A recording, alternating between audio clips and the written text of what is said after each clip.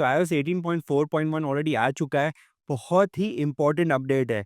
क्यों इम्पोर्टेंट है, ये मैं आपको इस वीडियो में आगे बताऊँगा, क्योंकि बहुत सारे ऐसे बग्स थे जो मैं 18.4 में फेस कर रहा था। एंड वो भी मैंने जब वीडियो बनाया उसके बाद मैंने वो सब बग्स देखे, एंड वो सारे बग्स क्या 18.4.1 में सॉल्व हुए हैं कि नहीं, आइए एक-एक करके बात करेंगे। लेकिन सबसे पहले बात कर लेते हैं iOS वर्जन एंड क्या अपडेट साइज़ आपको देखने को मिलता है। नमस्कार दोस्तों, मेरा नाम है अमित। टेक्नोलॉजी की दुनिया में हर दिन आपको अगर सीखना चाहते हो तो ये चैनल स्पेसिफिकली आपके लिए है। तो iOS वर्जन की अगर बात करें तो ये अपडेट में आपको देखने को मिलेगा 22E252। अपडेट साइज आपको देखने को मिल रहा है 300 MB का। तो वैसे जो डबल पॉइंट अपडेट्स होते हैं वो छोटे अपडेट्स होते हैं, कुछ बग फिक्सेस होते हैं, कुछ सिक्योरिटी अपडेट्स आते हैं। लेकिन ये वाला अपडेट स्पेसिफिकली इसलिए इंपॉर्टेंट है क्योंकि इसमें आपको सिक्योरिटी अपडेट्स तो आपको मिल ही रहे हैं, लेकिन बग्स तो इससे सॉल्व हुए हैं, वो बहुत ही क्रिटिकल है, बहुत ही इंपॉर्टेंट है।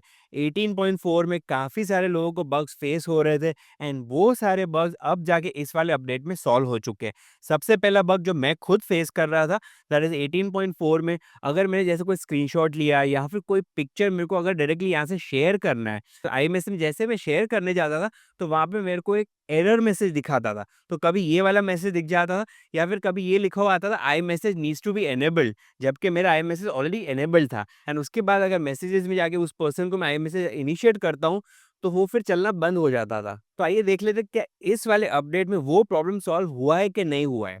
तो ये अपडेट करने के बाद ये इशू मेरा सॉल्व हो चुका है।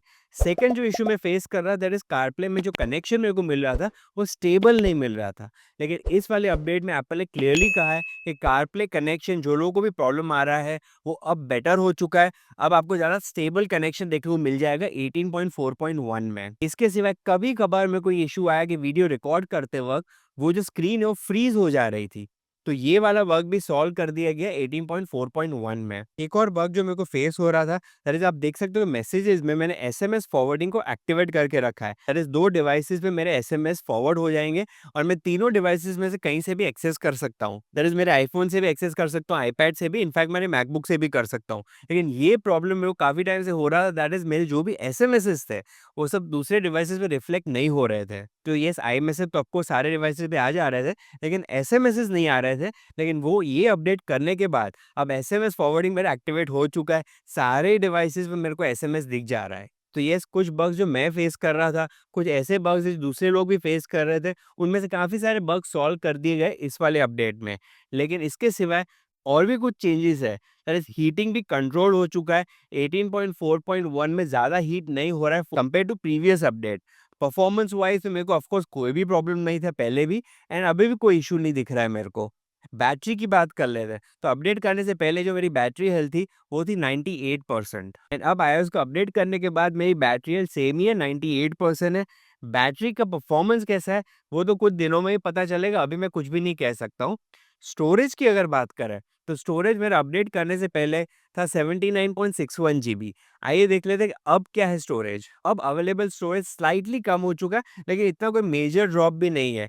तो अब ऐसे में कि आपको ये अपडेट करना चाहिए या नहीं करना चाहिए? तो जैसे कि मैंने आपको स्टार्टिंग में भी बताया, बहुत ही इम्पोर्टेंट अपडेट है। ये सारे बग्स सॉल्व हुए हैं, इश्यूज़ सॉल्व हुए, हीटिंग कंट्रोल हो चुका है, सिक्योरिटी अपडेट्स आपको देखने को मिलते हैं। तो अगर आपको 18.4 में दिक्कत आ रही है, तो ये सी अपडेट आपको ज़रूर कर लेना चाहिए। अब मैं ये नहीं कह रहा हूँ कि आपको जो बग्स फेस हो रहे हैं, वो सब इसमें सॉल्व हो ही गए होंगे, काफ़ी हद तक सॉल्व हो चुके हैं।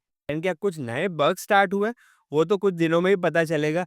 लेकिन फिलहाल ये कह सकते हैं कि जो डबल पॉइंट अपडेट्स होते हैं, वो प्रीवियस वाले अपडेट के प्रॉब्लम्स को सॉल्व करने के लिए निकाले गए होते हैं। तो अगर आपने ऑलरेडी अपडेट कर दिया है, कमेंट करके ज़रूर बताइए कि क्या प्रॉब्लम आपको फेस हो रहे हैं या फिर कौन से ऐसे बग्स हैं जो आपके सॉल्व हो चुके हैं। वीडियो अगर आपको पसंद आया तो लाइक एंड शेयर ज़रूर करिए। चैनल पे पहली बार सब्सक्राइब कर सकते हो। पास में आपको जो बेल आइकन दिख रहा है, उस पे भी क्लिक ज़रूर करिए। देखते रहिए और दिन टेक इंडिया, मिलते हैं नेक्स्ट वीडियो में।